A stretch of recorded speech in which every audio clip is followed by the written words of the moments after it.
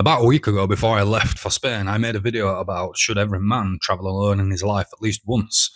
And now I'm back after 7 days of travelling through Gibraltar, Marbella, Malaga and Granada completely alone. I stayed in hostels and hotels, I met strangers from all over the world, I explored places that I'd never seen before, I went out drinking with people that I'd just met, and I spent more money than I planned to. And on the final day, of my trip, I ended up actually spending some time in a hospital after genuinely feeling like something was seriously wrong. So now that I'm back, I can actually answer the question, was traveling alone worth it? Yes, absolutely. But for reasons which you may not expect. Traveling alone forces you into the world. The first thing you notice generally, or the first thing I noticed, is that you become way more socially available, simply because if you travel with a friend, you probably end up spending your time talking to them, doing things with them, going to places to eat with them, drinking with them, walking with them. Whereas when you're on your own, you are forced to either interact with the world around you, or you spend the entire trip just staring at your phone. On the first proper night in Malaga, I went out by myself and met a guy from Ireland. A few hours later, we were drinking together, moving between bars, and we eventually ended up in a nightclub. Another day, a girl bought me a drink while I was sitting in a cafe waiting by the bus station. I ended up arm wrestling Colombians, French guys, British guys, Spanish guys, and all sorts of random people in bars. I met people I probably would have never spoken to if I'd already had somebody beside me. On the first night in Gibraltar, I met a whole bunch of people from the UK, I met people from Ireland, I met people from Spain. I think traveling alone ultimately pushes you to engage with people in a way that normal life doesn't. You realize that when you're away traveling alone, you can figure things out. It tests your independence to some degree, not in a dramatic survival way situation, just normal problems, finding buses, getting off somewhere unfamiliar, navigating the streets, working out where your accommodation is, changing plans, making plans as you go, off the fly, communicating with somebody when they don't speak much of the same language, turning up somewhere and realizing, well, this place is a bit underwhelming or maybe overwhelming. At home, everything's familiar. You know where you're going, you know who's going to be there, you know how things work. When you travel alone, you get lots of little moments where nobody is going to solve the problem for you. So you just work it out. And every time you do that, you build a different kind of confidence. Not the confidence that nothing will ever go wrong, just the confidence that something probably will go wrong, and I'll deal with that when it happens. And as it turns out, I got a much bigger test of that than I expected.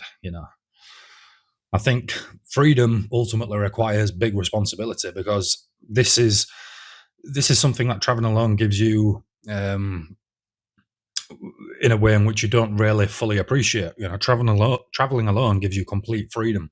If you want to go somewhere, you go somewhere. If you want another beer in a bar, you have another beer in a bar. If you want to walk another 5 miles exploring, nobody stops you. You can do that. And eventually you realize that nobody's there to stop you. That's both the best part and one of the dangers of it. Over the course of the week, I was walking massive distances, 25,000 to 30,000 steps a day, 20 kilometers plus, sometimes with a bag on my back. And it was extremely hot. I was carrying a backpack. I drank alcohol on several nights. My sleep wasn't always great. And looking back, I don't think I consistently respected hydration and recovery enough for what I was asking my body to do. And on my final day in Granada, after a heavy night before and not enough recovery, I left the hotel feeling pretty much 100% fine. But within about 10 minutes, I realized that I couldn't cool down properly. I started feeling a little bit lightheaded, a little bit nauseous, and my chest became incredibly heavy. And I sat down at a local cafe, tried to cool myself down with ice and water. But I eventually reached a point where I genuinely thought something might be happening. Something's really wrong, because I started to feel a bit dizzy, faint, and the staff at the cafe eventually called 112. An ambulance arrived and I was taken to hospital. Thankfully, the hospital checked me thoroughly, repeated tests, repeated bloods, x-rays, did all the works, gave me intravenous drips, and everything came back just fine and reassuring. And I was just discharged several hours later. I'm not going to diagnose exactly what caused it, because I'm not a doctor. But there had been several days of extreme heat, lots of walking, alcohol, limited sleep, and an imperfect hydration regime. And I think ultimately this is the combination that led to cause the episode. It taught me something very simple. Freedom still requires massive responsibility, and sometimes more responsibility than your normal daily life. In fact, I would say more responsibility than your normal daily life if you are to do things sensibly. When you're traveling alone, nobody is there to say, drink some water or slow down or go back to the hotel or go get some sleep or rest or let me just hold your bag for a bit. You have to manage yourself. You have to manage everything yourself. The hospital did not ruin my trip, not in any way, shape, or form. It probably added to it, because it's taught me more lessons. And I think what surprised me is that looking back on the entire trip now, obviously I'd rather it didn't happen and it was a scary moment, but it became part of the experience ultimately. Once I'd been checked and discharged, I already missed my original bus back to Malaga. So I found another bus at 8 p.m. I left the hospital at around 6.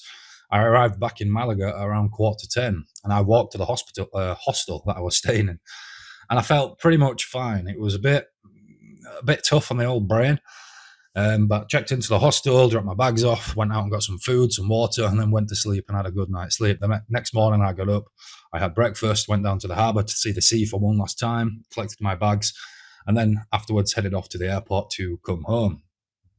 And I think there was something useful in that too. The moment I felt independent, the moment I felt the least independent was also the moment I had to keep handling things independently, not by doing anything heroic, just by asking, well, what is the next best sensible decision that I need to make?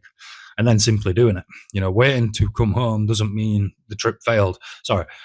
Wanting to come home doesn't mean the trip failed. By the end of the week, I did genuinely want to come home. I wanted to see my children. I wanted to see my family. I wanted to see my own bed. I wanted to see my car, my kitchen, my home, normal food, normal routine, and just the ability to go about my daily life. Because, I'm not trying to escape my life in any way, shape, or form. I actually like my own life. It's pretty good.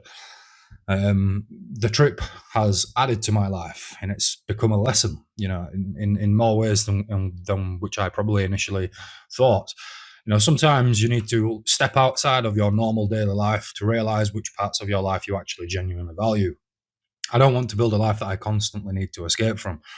I want a life that I'm excited to explore outside of, but also one that I'm happy to return to. And I think traveling gave me both of those perspectives because ultimately I still want to go and travel to more places, probably solo for a while. Happy to go with other people as well, but I do like the solo missions. But it also teaches me that building a life which I actually enjoy back in my home is something which is worth pursuing and has to keep on being built. So essentially, should every man travel alone? After actually doing it, I still think the answer is yes. For most people who are capable of doing it safely and sensibly and responsibly, absolutely yes. I don't think traveling alone automatically transforms who you are. I mean, I'm a 32-year-old man. Not much is going to change me now. Not because you're going to discover the meaning of life sitting beside the Mediterranean Sea. Not because solo travel is somehow superior to traveling with other people. Do it because it removes excuses. Nobody else is going to help decide where you go. Nobody starts the conversation. Nobody else is going to fix the problem. Nobody else tells you when you've had enough. For a few days, the experience becomes completely your own responsibility, and you learn things about yourself. You learn whether you're comfortable in a new place, in a new city, in a new town, on a new mode of transportation, by yourself, in your own company. You learn whether you will talk to strangers. You learn whether you can handle real uncertainty. You learn whether you make good decisions when nobody else is watching. And occasionally you learn that you've been a bit of an idiot and should probably drink more water. Would I travel alone again? 100 million% yes. Would I do things differently? Definitely. I would drink more water, less alcohol, more recovery, probably fewer than 25,000 steps a day carrying a backpack through Spanish summer heat at 40 degrees Celsius in a landlocked place like Granada. But I would not undo the trip because if I had waited for somebody else to be available, none of these memories which I now have would exist. Before I left, I asked whether every man should travel alone at least once, and now I can fully answer that. Yes, I think you should. Just take a whole bunch of water with you and learn your own abilities. And if you've been drinking or if you go out drinking, just make sure you're drinking a ton of water in between as well, because that's generally and most likely what's caused the episode with myself. Ultimately, I think I will travel alone again, and maybe soon. I want to see various places in the world. I want to immerse myself in experiences in which I truly learn about myself rather than being dependent and reliant upon other people.